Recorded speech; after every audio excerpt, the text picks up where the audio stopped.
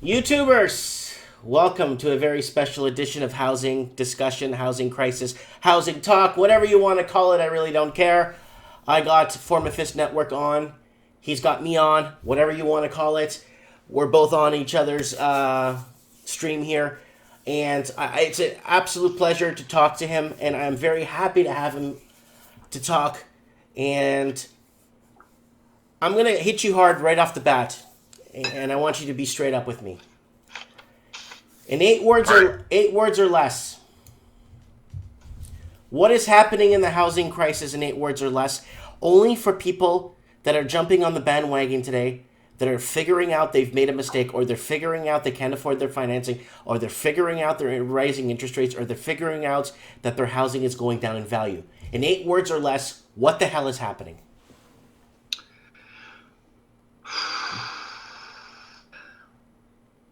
So for all the people that are just realizing that we may be in a bubble, 8 words. Simple. Keywords. Maybe too late.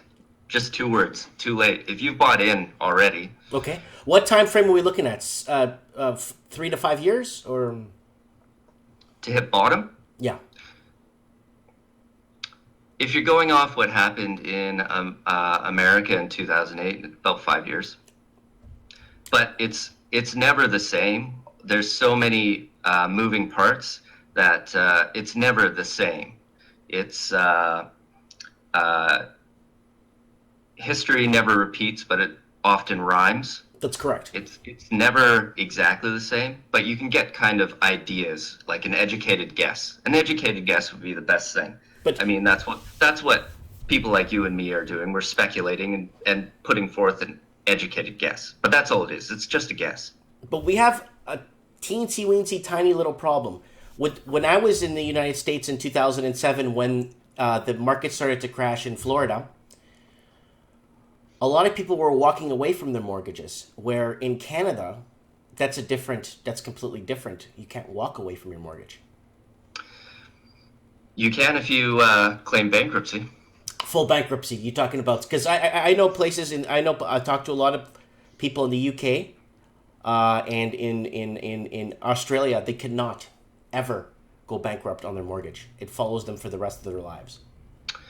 Yeah, I've heard that in Australia. Yeah.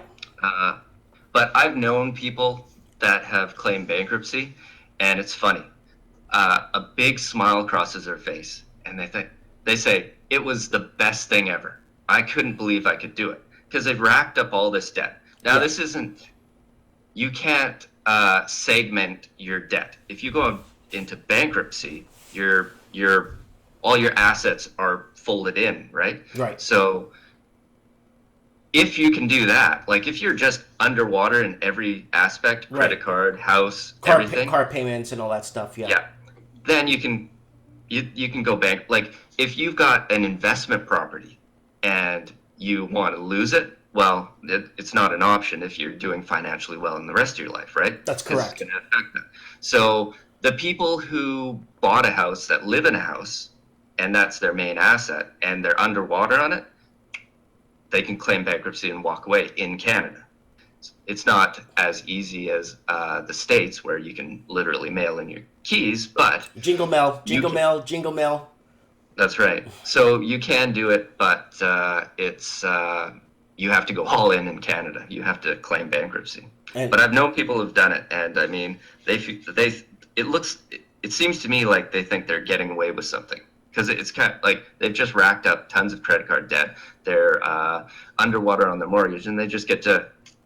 And people think that, your credit history is going to be smashed for the rest of your life. It's 8 to 10 years. 8 to 10 years. But it's not even that. Like, he got a credit card within 10 months. He can have a credit card. Mm-hmm. And he can start building credit back up within, a year or two. Mm-hmm. And after 5 years, he's pretty much fine, as far as what he said. 5 years? It takes about 8 years because you can build a gap on file. The second you have a gap on file on your credit bureau, It's obviously going to show you've been on file X amount of time, where in reality, did you just get your credit last week and then you've been on file for what, 2 months now? No, it doesn't work like that. Yeah. I guess it depends on what you're doing. Like, you see all these car loans, bankruptcy. Like, it depends on the lender, right? If a lender wants to give you the money, they'll find a way to give you the money, right? That's correct. They want to give you that money, right? So let me ask you a question now. So you said you're too late. So basically, that's what you're saying. Well, this is what I always tell people. If you are in a mortgage and you're living there and you can stay there, just ride it out for the 10 years. Because it's basically, say in the States, you peaked out, Yep. and it went down 5 years, and then maybe, about 5 years it'll come back It'll up. come back up. You'll be back up in 10 years. So if you bought a house and it's not a speculation and it's not an investment, Well, yeah, you if just it's to lay roots, ride it out. you starting a family, laying roots, a place to live, to a homestead, a place you call home, that's different. That's why So the people who got into the market for, the average reasons, not to make a profit on the market, won't be hurt by the market. The people who came in to make a profit on the market will be hurt by the market. Yes. So it's kind of nice. The only thing that it's kind of bad for is people who maybe they bought a condo and, they get married or they get a girlfriend or they want to upgrade, right? Right, they want a bigger place. Then they're underwater and they've got to wait it out. So they've got to wait out or get out early and take the hit, right? That's correct. So it's not the end of the world for the people who weren't trying to make a profit off this thing. So it's only a crisis for some people. I have a feeling that there's a lot of people that have speculated in this market, especially in the Vancouver. I mean, every English-speaking major city country, minus the interior of Canada, but Eastern Canada, Toronto. Okay? Have you been following what's been happening? I actually saw your last video. You talked about Toronto. So, what do you think is happening in Toronto? Is it a correction, or is it? Are they going into a disaster mode right now? Well, again, disaster. It depends on your perspective, right? It depends. It depends. If it's a real estate agent, it's just a little ripple, correction in the fabric of the space-time continuum. Don't worry. Where if it's a real like a legitimate reporter out there trying to get the scoop of the story, disaster heading to Toronto. So what is it? I think, and it depends on what metrics. So there's so many metrics to watch. There's average house price. That's correct. There's sales volume. And there's the different housing types. There's the condo market and the detached market. There's all these moving parts, so it's easy to get confused. The things I'm looking for is a sales volume. So Is inventory rising? Because you can get sidetracked. If you look at condo average prices, there'll be a headline that just says, condo average prices are rising. Well, if you really take that relative to what really matters, it doesn't really matter. That means the holdouts are putting their condo out for sale. That's right. And the people who don't know what they're doing or aren't following the market, that's just what the market price is, I'm going to pay that. So It's once those people are gone or the people start to realize, prices are going to come down, because it's really confusing for people because condo prices are inching up. It's different from the detached. The detached is actually on the way down. Big time. Huge declines in the Greater Toronto area are facing huge declines. Even in Vancouver. Decline. There's a decline in detached properties also. You got a decline in Burnaby area, all the way up to Coquitlam. There's dips in the... And then I read an article 10 minutes after saying that people living all the way from the lower mainland Vancouver all the way up to Hope are pretty much bought out. I don't know if you saw that video I made where I read an article, an in-depth article, that basically goes from Vancouver, from downtown, all the way to Hope. Is still unaffordable for most people. It's about 13 to 15 times their income, and they still can't afford to live in Chilliwack. And still can't afford to live in Hope. No. Well, you look at what prices have done over the last 5 years. This is the thing. So prices have shot, like, what do they call it? Gone parabolic. Mhm. They've gone straight up. And people don't, like, what has changed in the last 5 years? Why can prices not go back 5 years? If they go back 5 years, they're like cut in half. So what has changed in Canada in the last 5 years that house prices can't go back? I I don't mean, think they've the gone cost of straight up. building hasn't gone up. The cost of labor is Well, gone. The cost of labor has gone down. yeah. See, this is the interesting thing, and this is speculation on my part, but I think builders, the cost of building hasn't gone up, but what they're charging has gone up because everything's relative to what you can buy on the market. If a 50-year-old home is selling for 1.5 million, Mm-hmm. they don't have a choice. If they want to build, they're not going to keep the prices down here. They're going to match them to what the market is providing. So I think builders are probably charging a bit more and boosting up the price. Like, why not? If the competition build new or buy old, if the buy old is so expensive, well, hey guys, we can charge a bit more. That's correct. So I think builders are probably charging more, and I think once prices go down, people will, hey, why are these guys charging less now? What's happened? Has the price of lumber gone down? No. I think it's just now they have to compete. Building a new home to lower prices. They're going to come down, I bet. Yeah, definitely.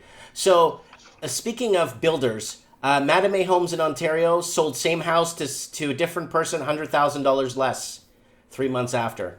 It was an article that was up, and those are signs of fracturing, in my opinion, fracturing in the market. The market's become more of a commodity than it has been an investment, housing in general. And that's where a lot of people have been fooled. And a lot of people are playing I didn't know that the prices are going to go back down. I thought if I didn't buy now, I'm bought out. There's a lot of people playing that card. How do you not know this? How do you not know? A house, a condo, I don't care, a piece of land is the most single-handedly most expensive asset you'll ever purchase in your entire life. How do you not know that prices fluctuate? Yeah, well, like it's astonishing. I mean, people have busy lives, I guess. I mean, not Dude, everybody I can can't follow the even market like read. us. Dude, I can't even read, and I know that the markets fluctuate with land and housing and whatever. Well, that's another good point. So, if you're older and you've seen, like, if you look at a graph of house prices, they do go like this. Yeah. But they're always trending up, right? There'll be fluctuations, but they're always trending up. Well, So if you're younger and you are looking at a shorter term, you're seeing this. If you're older, you're looking at this. So what are you looking at? You're looking at prices going up always and forever, which on a long enough scale, they do. yes. So this, like my parents' generation, like I talked to my dad about house prices, like, just buy in. They're always going to go up. I mean, and that is true, but you have to wait. And if you're worried about, the bottom line, there is a strategic place to sell and a strategic place to buy. That's correct. But it's a lot to take in for people, I mean, like, I don't know anybody who's as interested in real estate as myself. Like, either you can afford to buy a house or you can't, and that's your mentality. Mm-hmm. And you're not worried about, am I buying at the right spot? I mean, people have busy lives, and it's unfortunate. I mean, the place it should be brought up is by a real estate agent. That's correct. That's their job. They're there to fill all the questions, all the needs, and yeah, they're the gatekeepers, right? Pretty much everybody goes through a realtor. That's and correct. How are they going to find out? Like, if I would be willing to bet if you polled people, most people don't care, and most people don't know. Right.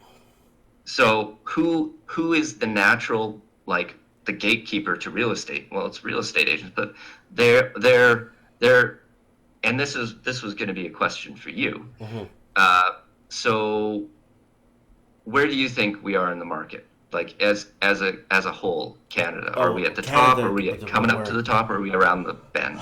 right now, I don't know if you saw last Friday, markets dropped 700 points in the U.S. Oh yeah, I've been watching that. That's my hockey. And the liquidity in the markets are unstable right now. Price of gold looks like it's going to be going up. Canadian tariffs on steel, or what's going on with steel? I don't know. Soft lumber, price of gas going up. We are.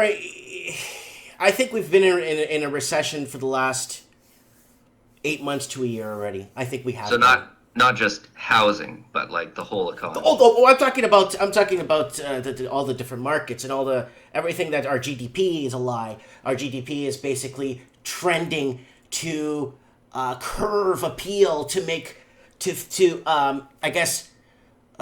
make happy to certain areas. Oh, look at our GDP here. Oh, look at this. But it's all keyed or fabricated to make one happy or to make people, calm investors down.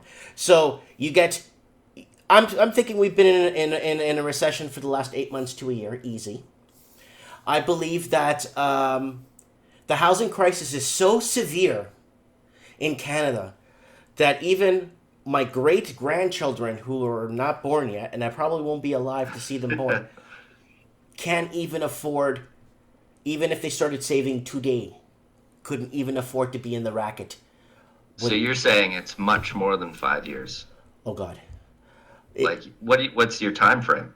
Are we talking about market correction? Are we talking about people that bought? Are we talking about buying in or who bought into the market? Well, I'm talking about where the housing market matches median income. Oh my God! Oh my God! I call that a 1-to-1 ratio. A 1-to-1 ratio was 1959.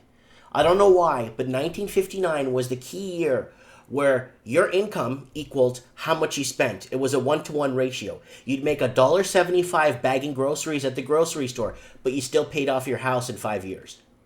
That is a 1-to-1 ratio. Right now, we're at a 1 to 17.5 ratio. Right. Or here's the problem. They were manipulating interest rates and screwing around with interest rates forever, and quantitative easing bullcrap, and free money, and let's party, and come and get your money, it's free, and 0% jumbo loans, all this crap, but they haven't touched wages in 10 years. So instead of raising people's wages and adjusting them to the inflation, they're playing with the interest rates so that they feel like they're getting a deal. Okay, so just to clear that up, so you're saying what are you saying? So are you saying that house prices will correct, but our wages will stagnate, so we won't be able to afford it? Well, they've done that. Is that what it is? No. They've done that. What they've done. So our wages won't be touched. They've already played with the quantitative easing in rates. So they made it more affordable, so you don't have to go beg your boss for a raise. So there's That's my theory. There's three things that I see. There's wages. Yeah. There's interest rates, and there's house prices. Right. And they all play off each other. They all influence the ability to buy. So let's start with wages. Let's start with wages. We haven't seen a wage change in 10 years, okay? Mm-hmm. The last time that a teacher actually made enough money, and I made a whole 12-minute, 14-minute video on this, explaining and pulling up, what do you call those? Pay stubs from teachers from 1959. That was the last time where teachers actually made $4,999 per year. Yeah. And that was enough to basically... Since then, there hasn't been enough increase to catch up with the inflation and the cost of living.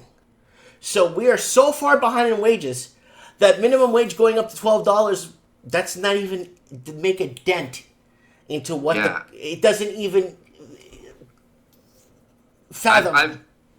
I made a video about that, and it was referencing each generation. So my generation, my dad's generation, and my grandfather. So you go back to my grandfather, Mm-hmm. it was the man would work, the wife would stay at home. That's right. And then you go to my dad's, and it was kind of a fluctuation where, my mom stayed at home for the first, I don't know, 8 years, and then she went to work a bit more and a bit more and a bit more, Right. and that was steadily increasing as time went on. Right.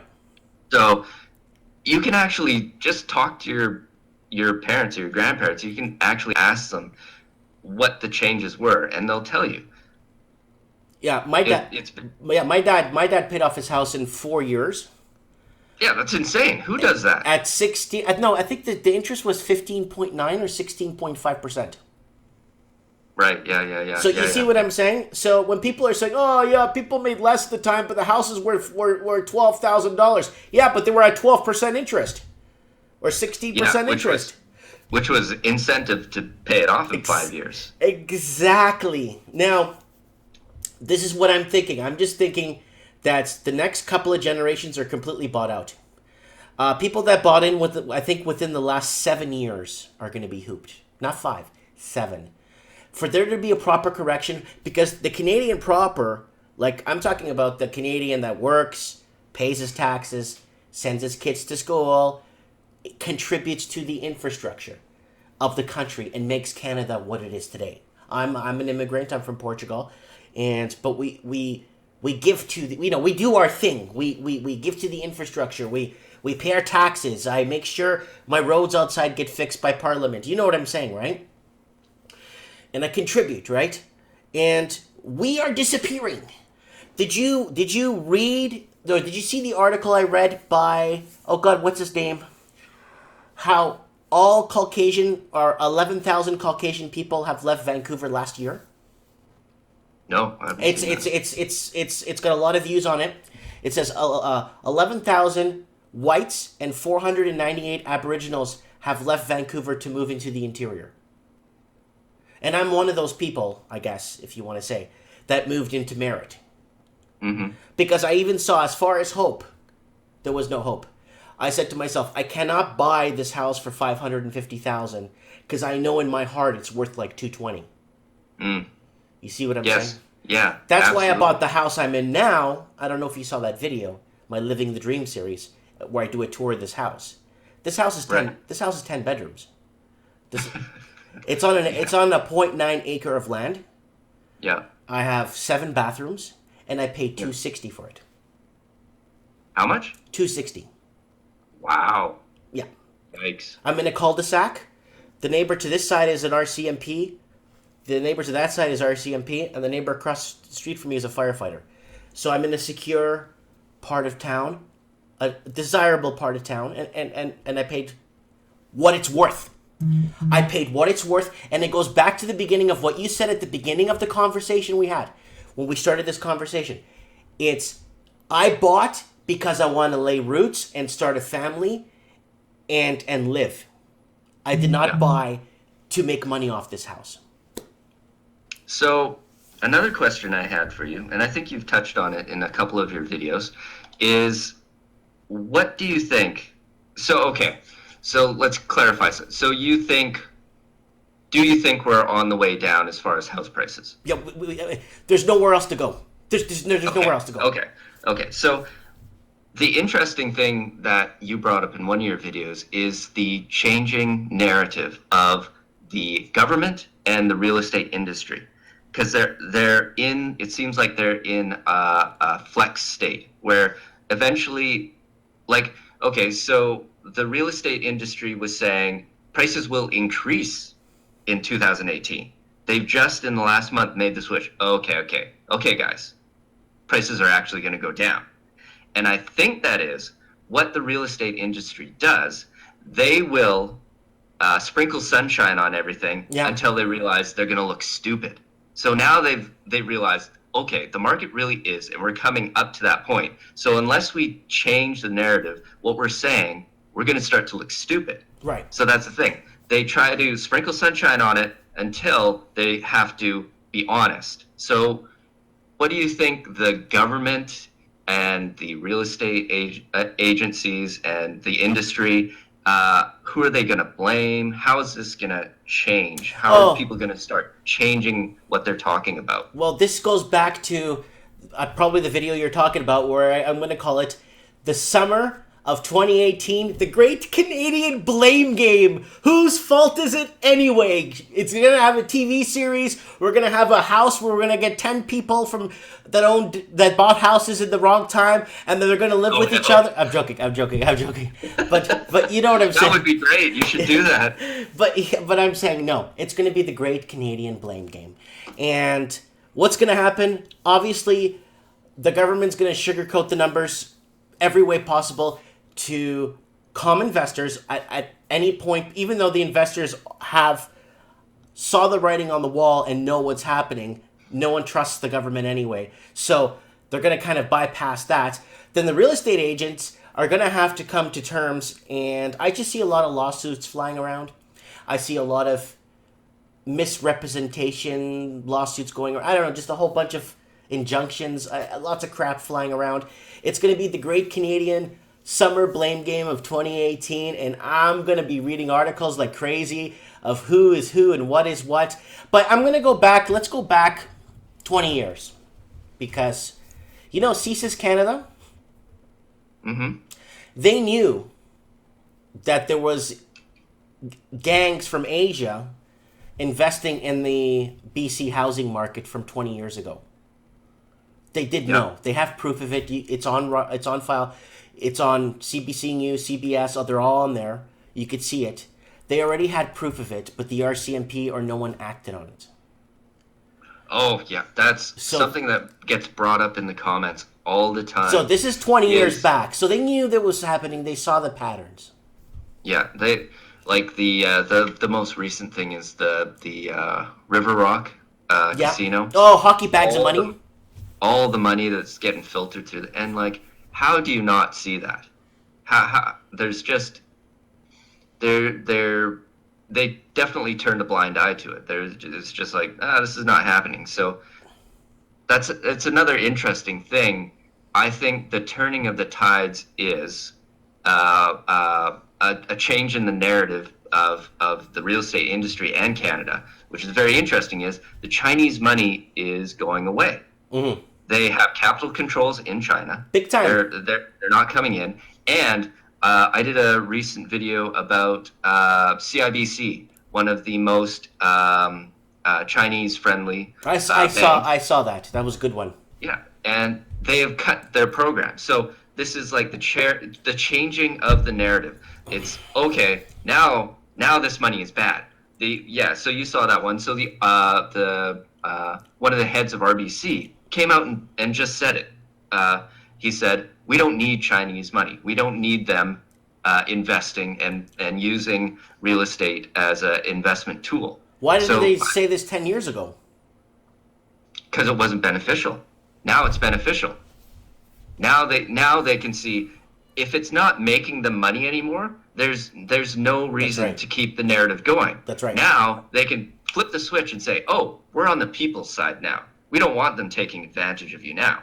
So exactly like you're saying, 10 years ago, no, it's too profitable. There's too much money coming in. Yeah. I'm not going to say it. I'm not going to say boo about these people bringing me millions of dollars. But now that money's drying up and credit is tightening, so they've already got these people in mortgages for 30 years, 25 years, whatever. Yeah. It's no longer profitable. They can see the writing on the wall. Their future business, and it's all cyclical, the business now is going to become local Canadians.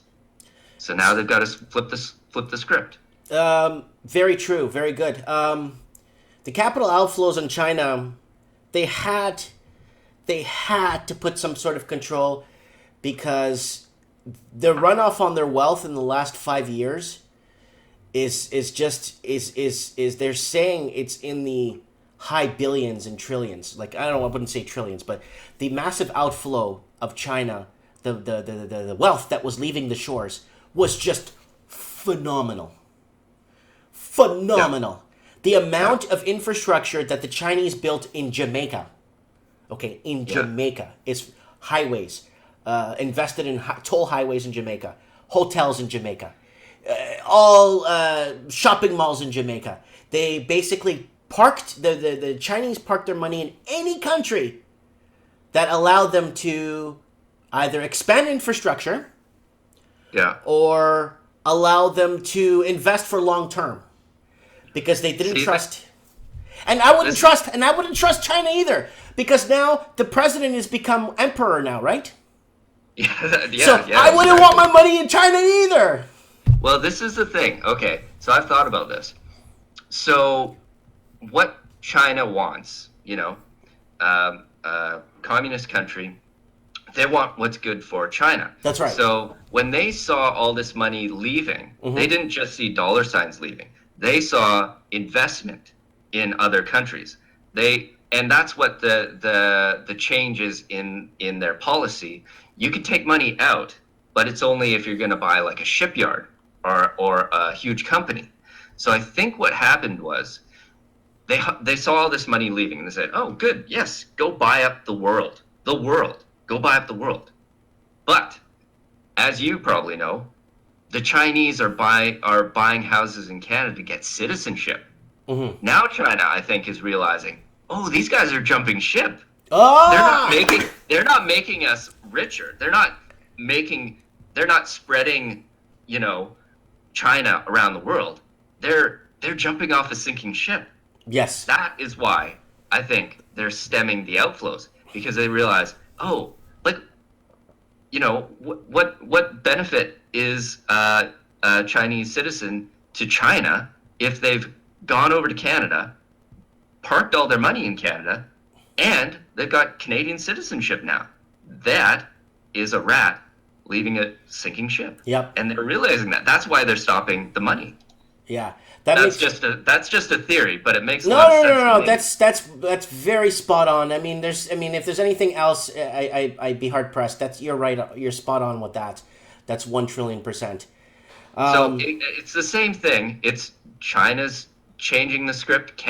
It's just who's making. If it's beneficial, to the mucky mucks at the top, then it's good. Or they sweep it under the rug.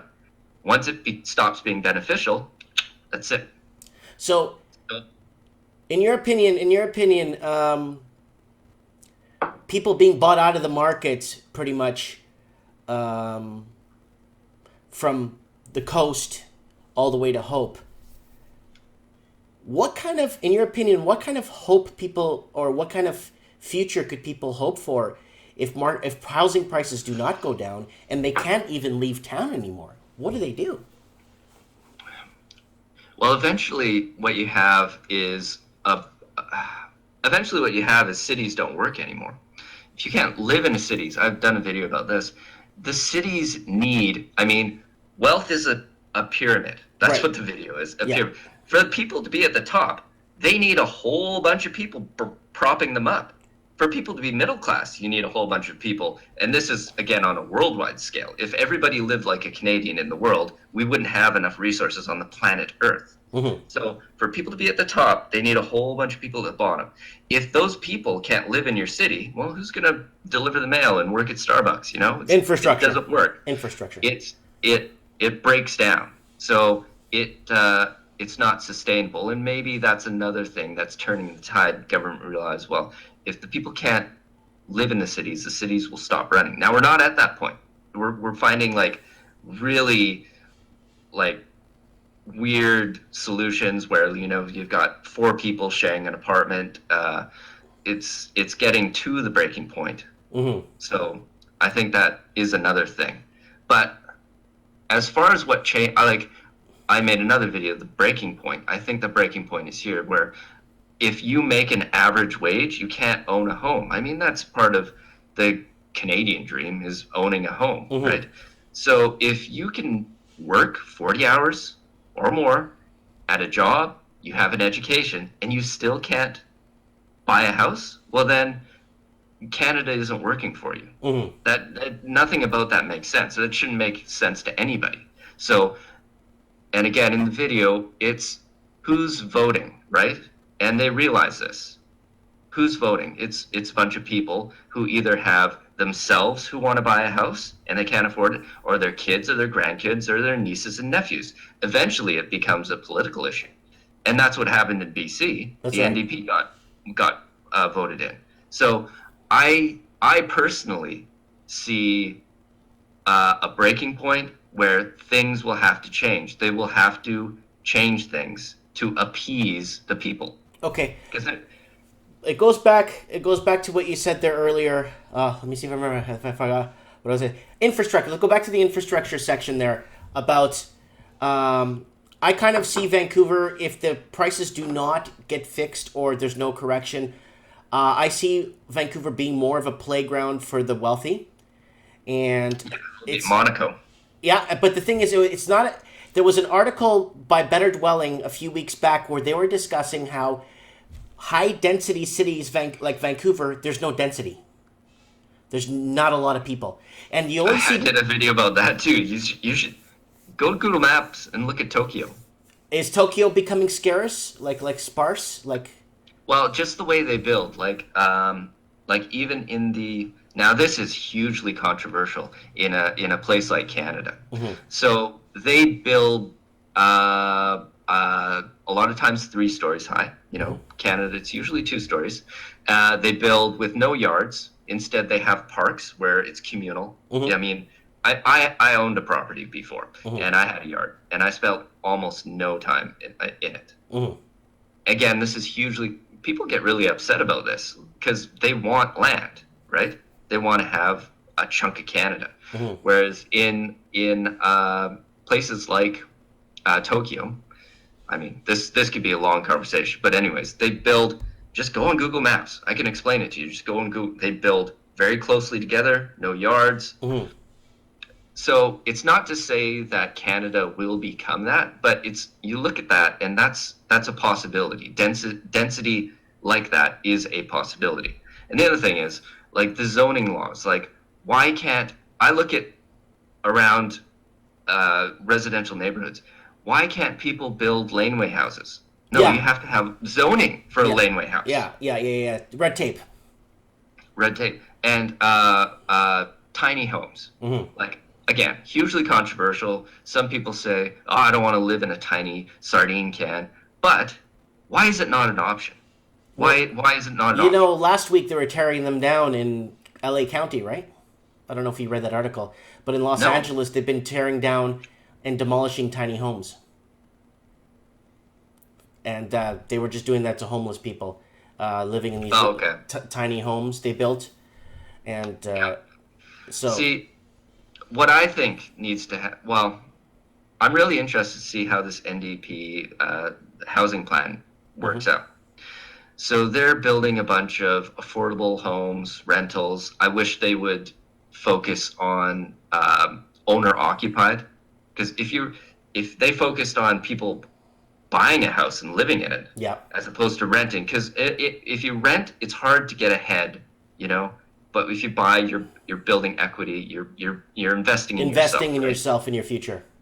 Yeah. So I wish they would have leaned a bit farther that way, but I think that's just to appease the big money. They can build the big money.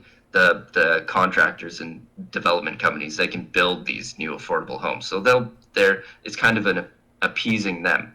I wish they would have made it more owner-occupied type stuff. But if you really wrap your head around it, that still benefits the affordability. Because a lot of people, 50% of people in Vancouver rent. 50%. So that means there's a lot of landlords. So that means there's a lot of people who own a home and they own an extra home and an extra home that they're renting out.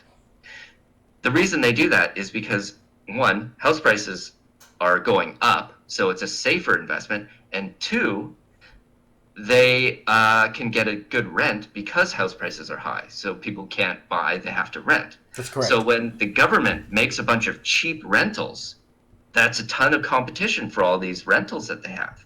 So they're going to make less money on their rentals, and the house prices are going down. It's a double whammy. That means investment in real estate is going to be a lot less lucrative. Now, because of the cyclical nature of housing, again, just like a homeowner, investors that can ride out the dip, they're going to make money the whole way, and they're going to be fine. The ones that weren't smart or were speculating, they're going to be hit. Right. Like I said, like I was telling you in a video way back, I was talking about the rich people. They could still live off $8 million, right? The middle class, poor people are used to being poor, so it's kind of, you know, that didn't buy but are still in the sidelines to buy and didn't get in. But then the middle class, the working class, the class that's disappearing from Canada is the one that's going to suffer the most. So, okay. So the working class is important to you. So what do you think about basic income coming in? In what sense? Like, well, basic, like Mark Zuckerberg, all the big tech guys say, because of factories being automated and jobs, like, I mean, think of how many truck drivers there are. They're all males, middle-aged males driving trucks. They're all going to be out of a job when Tesla and all those other companies get their self-driving cars. They're big rigs. And that goes all the way down. All the factory workers, everything's automated. Mail in Canada is now into boxes instead of door to door, right? Right. All these people, the middle class, you know, working jobs are going to go. They're going to go bye-bye. So what they're saying is everybody's going to have fixed. The government's just going to give them money. Everybody's going to have basic income. So it'll be like everybody's on welfare. So it's like communism. Everyone kind of makes the same. Everybody's on the same level. Everybody. No, well, you can still be a capitalist. You can still. I get what you're saying, yeah. But they're kind of fine tuning it so everyone's the same kind of thing, and that's what I saw when I was in Cuba when it was still under communist rule. I noticed that no matter if you were a doctor, a soccer player, or a surgeon, or a lifeguard, everyone made the same wage. I noticed that. It was kind of everyone was the same. So it kind of like that, but it's more if you are, you know, innovative and industrious, you will break free. You won't need the basic income, and those people will be very, very rich. Okay. So it'll be this widening gap. Widening gap of the people on basic income. It's basically this idea, we're getting way off track here, but it's just, we got here. All these drones, these drones, what do you do when you don't have a job? You go crazy. They've done studies in, I think it's Norway. Norway has such good social services that if you're unemployed, it's to the point where in certain circumstances, it doesn't make sense to go get a job because the benefit isn't there. You might as well just sit at home. There's no. I see. So, with that in mind, where do you see you were talking about the middle class and the working people, right? Working poor. Yeah. What do you see them? What's their future? It's bleak. It's dark. It's very hard to like you said, the way everything's becoming automated now. They're getting flipping machines for McDonald's now to flip hamburgers. Really? Did you see that? They have these machines. It goes like this, and it flips the hamburger, and then it flips it. Did you see it? Go on. Just go on Google later and just type in.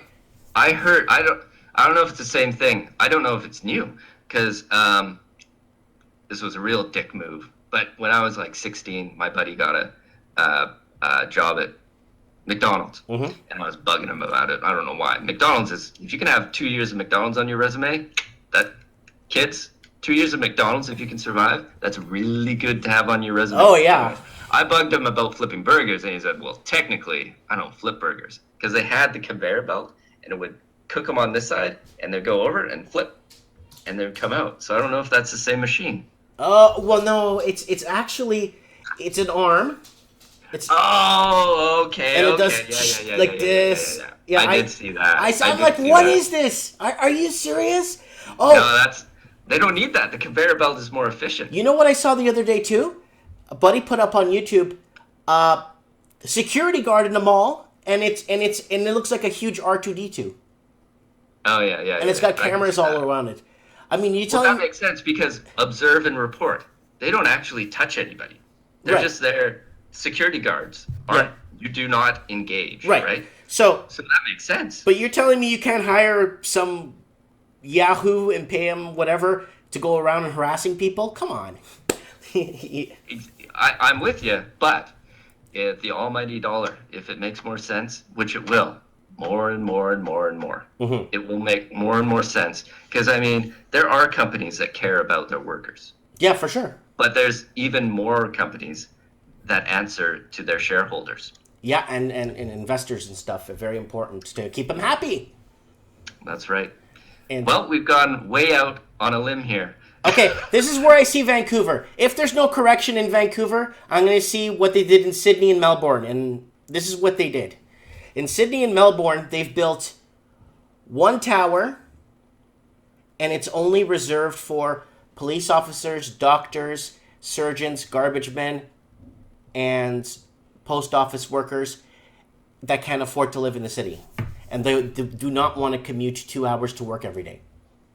Oh, so government employees. Yes. So Sydney and Melbourne, basically in each city, they have now these towers, one tower, and it's only reserved only for people that work. That's how bad it got there. Because people would have to drive in 2 hours to get into work one way. So I see Vancouver being, if there's no price correction, I see it being a playground for the rich.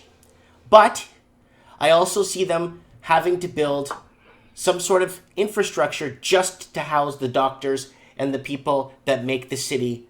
Right. And that goes back to, yeah, if things get so bad, it gets to the point where the city doesn't work.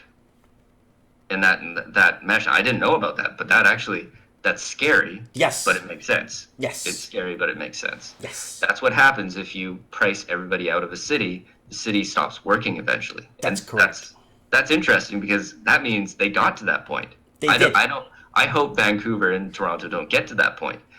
But that's interesting that cities in Australia actually got to that point. They have That's to. They have no choice. They have no choice. I had someone email me that's in that situation who's living in a 2-bedroom with his wife and his kid, and he's been there for 6 months now, and they had no choice. Like it was either they live with this kind of government housing type of upscale condo. It's not like an old building or anything, but still they can't own it either, right? But they don't have to commute 1,000,000 hours to get into work, right? Yeah.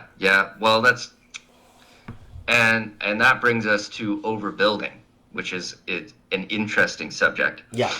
So they're building all these things, so building places for city workers. Mm-hmm.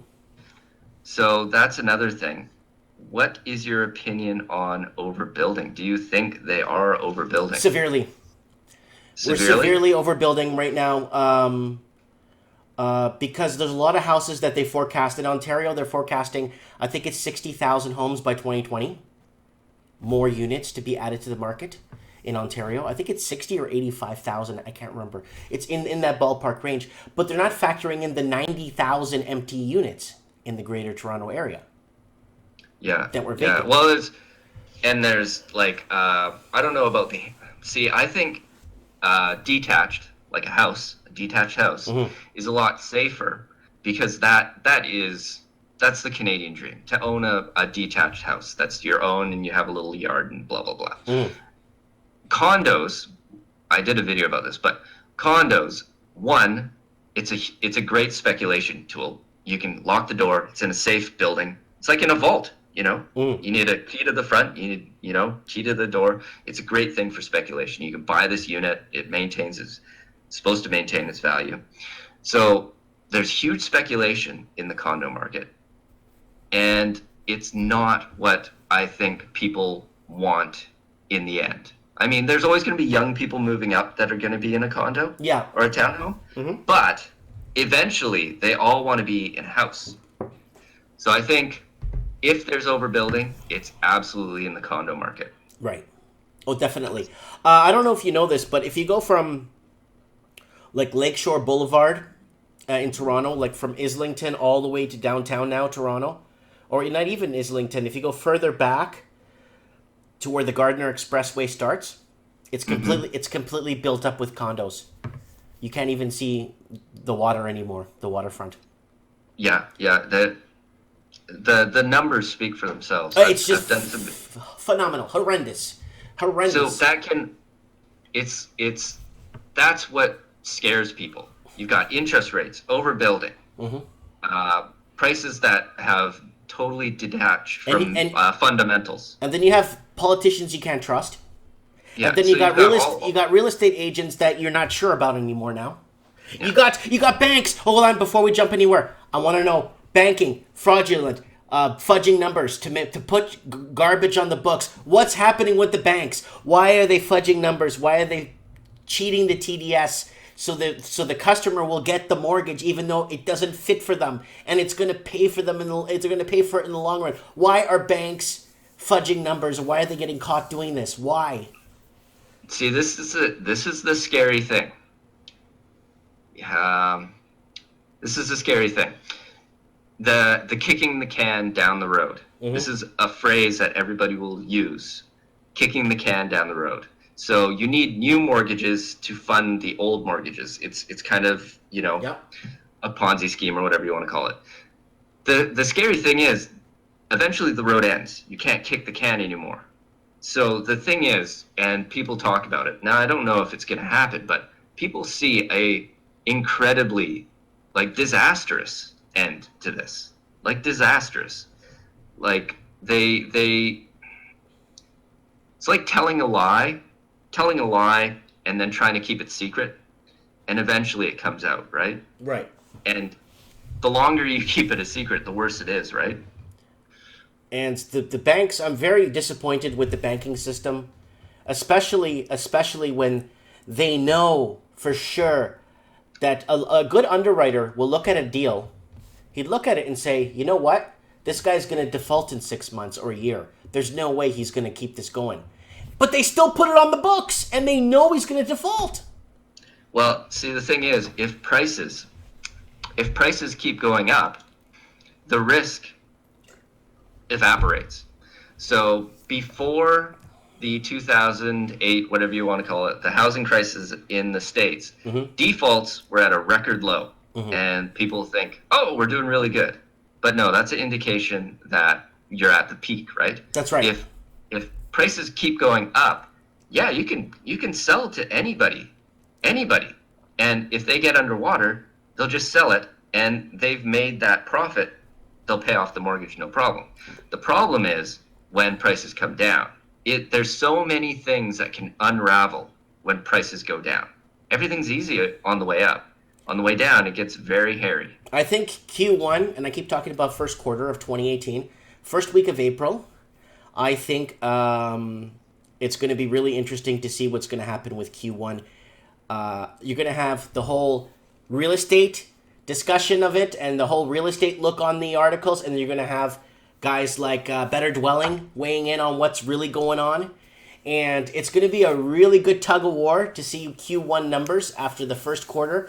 This first quarter, I think, is going to be very crucial to people that want to buy or waiting on the sidelines. What's going to happen? Interest rates going up. What's Donald Trump doing? What's going on with this? I think after this first quarter, we're gonna know whether we're going to have a good summer in sales or prices are going to continue to plummet.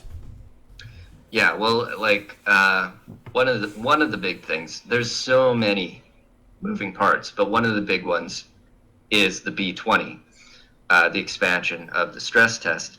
And I think I did it. I locked in a mortgage rate, pre-approval. I didn't do it for this one. I did it for the other one. But lots of people, they did that in December. So you've got 120 days to lock in a pre-approval and buy a house. So that window is closing right now. Mm-hmm. So now is when you see. But the thing is, there is a lag. There are holdouts. So what I think you're going to see is people in denial. I mean, if you saw your neighbor sell for 1.5 last year, it's going to be a hard pill to swallow to think, I got to sell for less. Mm-hmm. There's going to be a holdout. The thing we're waiting for is for the people who can't hold out. So those people who got a mortgage when they shouldn't have. That's correct. And instead of prices going up, they're going down. Now they are underwater. When people are underwater in their mortgages, then we start to see things. So, I mean, no one's going to want to pay for something more than what it's worth, right? So no. So that's the problem. And that's why I think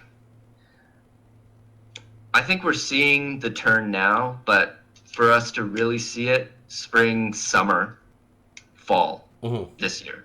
That's because people watching our channels, a lot of them are really waiting for this thing. They're either fearful of it happening or they're waiting for it to happen. They're going to have to wait a bit longer, I think. And I mean, it's the thing. It's not like you said, the Dow went down 700 and the next day it went down 400 actually. So that's quick. The housing market is very slow. Yep, because like I said, the housing is tied to our economy, where the market is a market. Markets crash overnight, but economies take months to years to crash. Yeah, so it's not like one day I'm gonna make a video saying I was right. You know, that's gonna be like 5 years. Like you're only gonna see it in the rearview mirror. It's only gonna be in retrospect that you can see it going all the way down. You never know what's happening on the way down. It could come back up. Okay, what do you predict in the next 6 months? Prices going up or down? 6 months? Yep. Detached down. Condos. So hard to say. I hate to say because you can agonize over it, but I think condos, they should catch up by 6 months. I think you'll actually see condos catching up to detached as far as coming down. Coming down. Okay. What do you see in Toronto, Ontario? Toronto. They're in a couple of people messaging me saying that house sold for 90,000 less than asking. What's happening? What do you see Toronto in 6 months in the Greater Toronto area? Yeah, I think Toronto was a flash in the pan. It was a flash in the pan, Toronto. I think that's just a flash in the pan.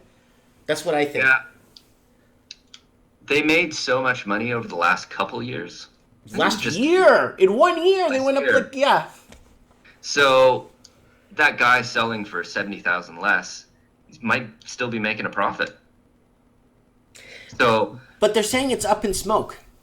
All the gains are now up in smoke. It's starting to go back to. So depending on when they bought,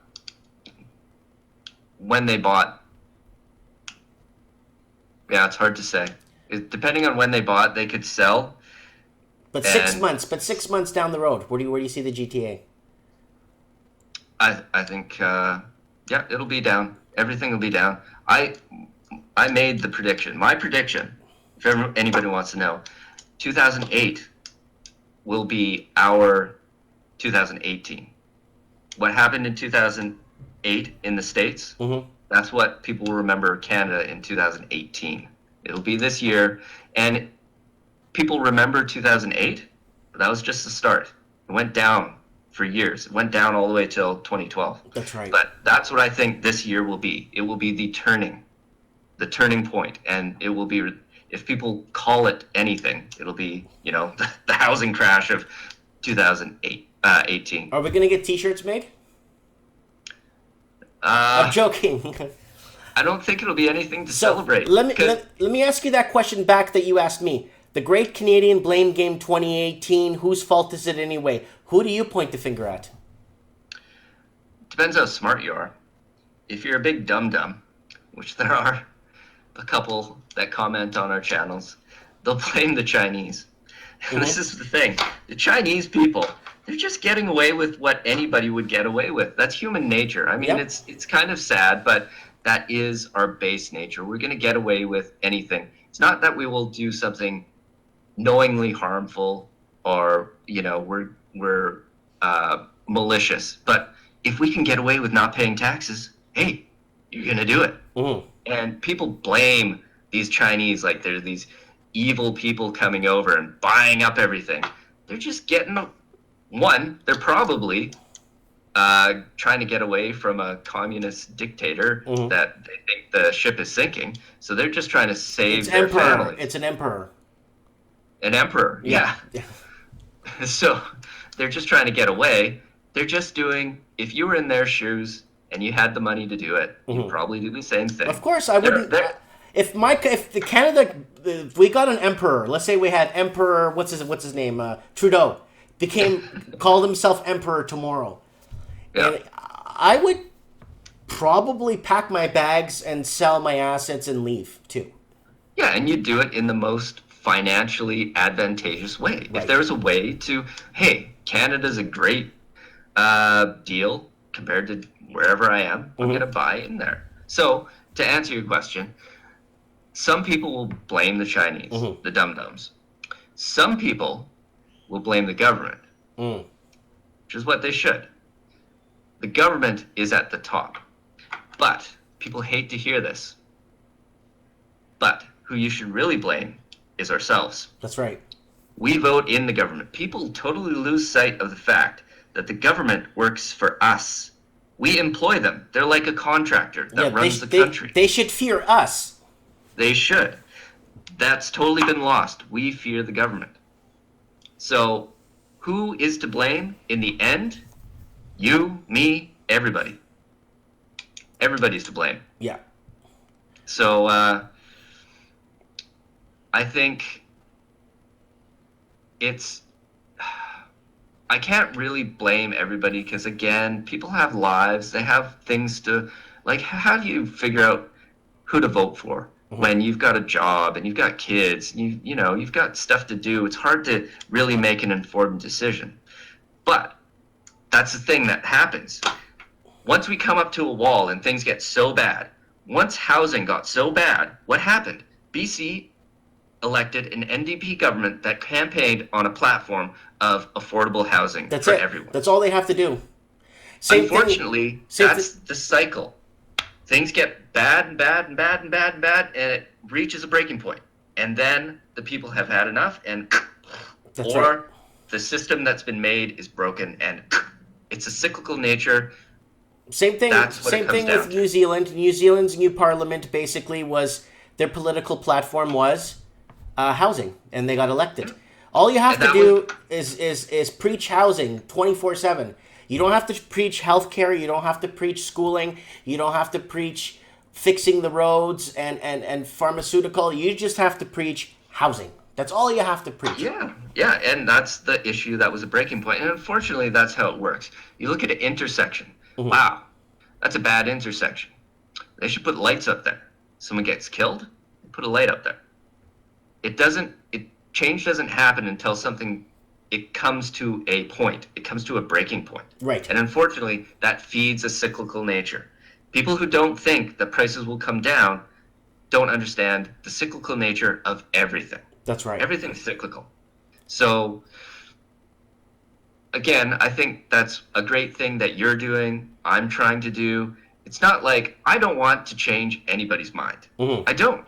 I want them to think and change their own mind. Yeah. Figure out who makes the most sense and, get informed. Yeah. Learn. If we can do that a little bit, I think we're doing a good job. Oh, wait, one more thing I want to ask you. Did you see the big advertising in Toronto, April 7th? Is it April 7th or 8th? On the weekend, there's going to be this big housing discussion seminar, and Pitbull's going. Oh, yeah. Sylvester Stallone's going. Woo! Come on, what do you think of that? Come on, can you weigh in on that for me? Oof. I don't know. See, it's in Toronto, right? Yeah. And what's every headline? It's basically, it's going to be like people from the Shark Tank is going to be there. No. Like, if you have even a little bit of bit of even if you're watching the news even slightly, you're seeing house prices go down. Right. So what's their narrative? It's What are they going to housing. be saying? They're saying housing buying expo or real estate expo, and So they're pushing. what are they actually going to what's these speakers, what are they going to say? Like before, like when they did one 2 years ago, they could say, "You see house prices? They're going up. Yeah. And you buy now, you're going to make money." Yeah. What do they see now that they've got a bunch of people in the auditorium that have seen every single headline? There's been every news agency is covering it. House prices are going down, unless you get the dopes that are seeing condo prices of average prices have gone up 1%. Oh, they're still going up. Well, No, you know what it could be? You know what it could be? It could be blood on the streets where basically prices went down 20%. Now is the time to jump back in. Prices went down. Buy, buy, buy.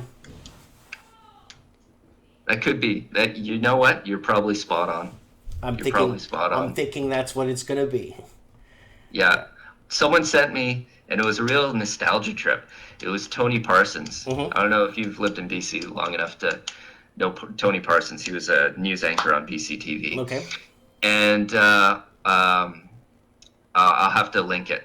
But it's this realtor in 1997 in Vancouver saying house prices, I forget the figures, like a house was 644,000 and it went down to 525,000. Mm-hmm. This is in 1997.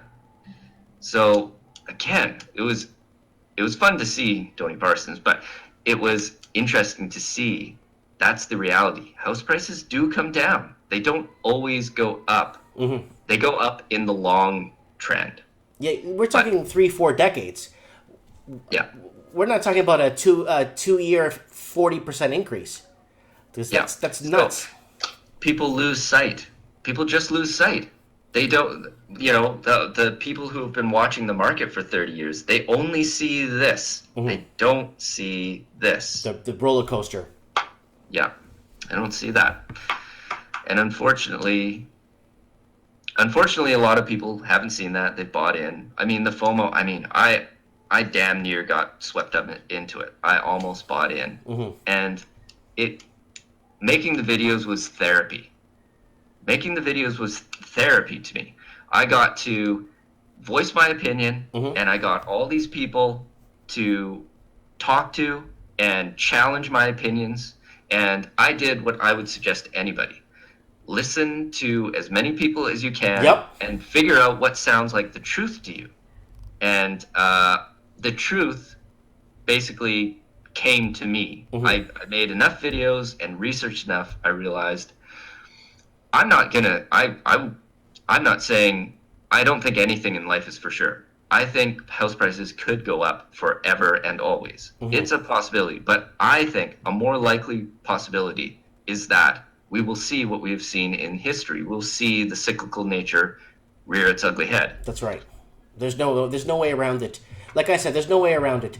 Either this gets corrected or the next 5 generations are paying for it. So I think that's a good way.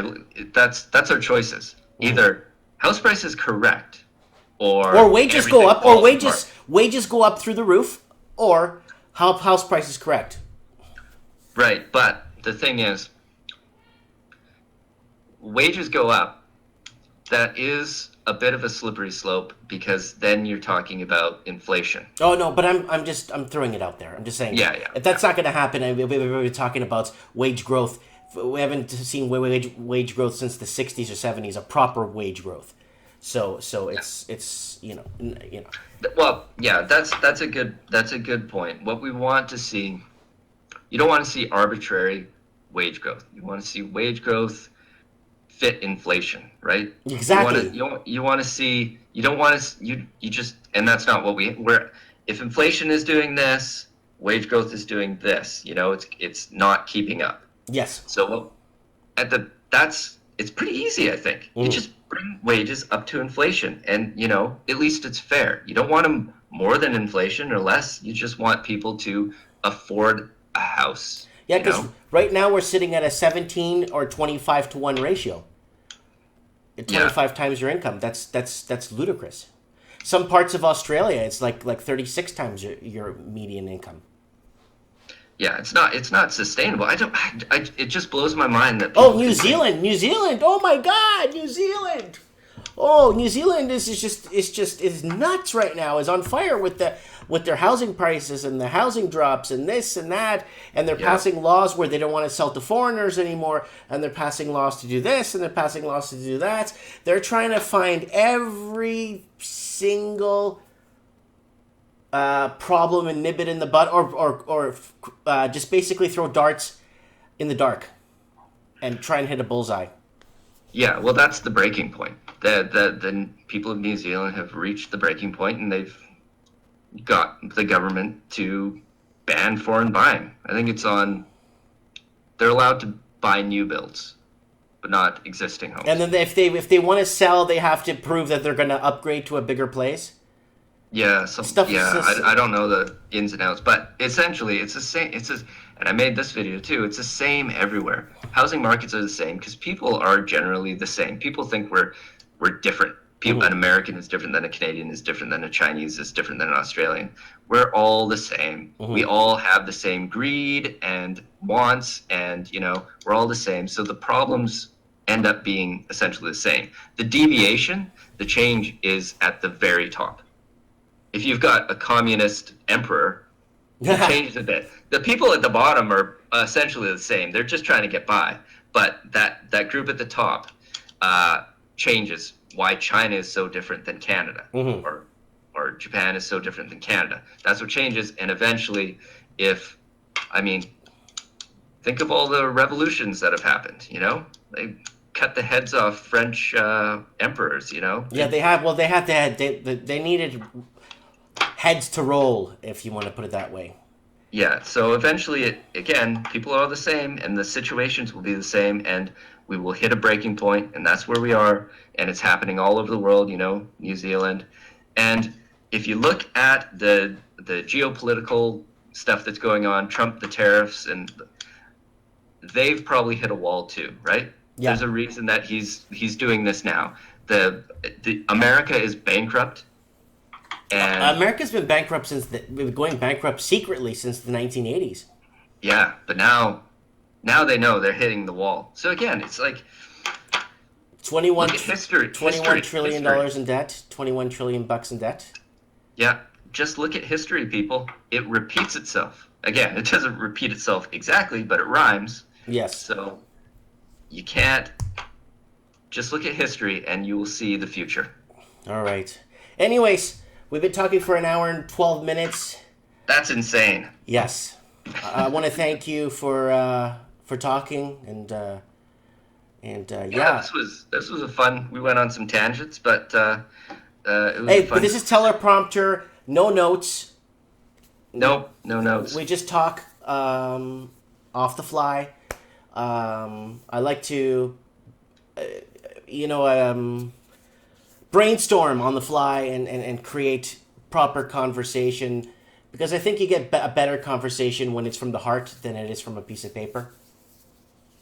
Yeah, then why have a conversation? Just do one of my talking head videos. Yeah. I think we did pretty good for two sick guys. Yeah, I'm sick like a dog. Look, I'm just...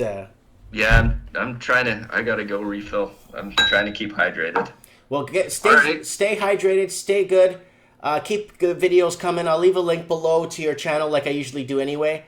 And I should be okay for this Wednesday to do trends in the housing market if you want to call in. Yeah, I'll try to do that. Later at night I get kind of busy, but I will try my best. All right. Thank you so much. Right. And Godspeed. Signing out. All right. Bye.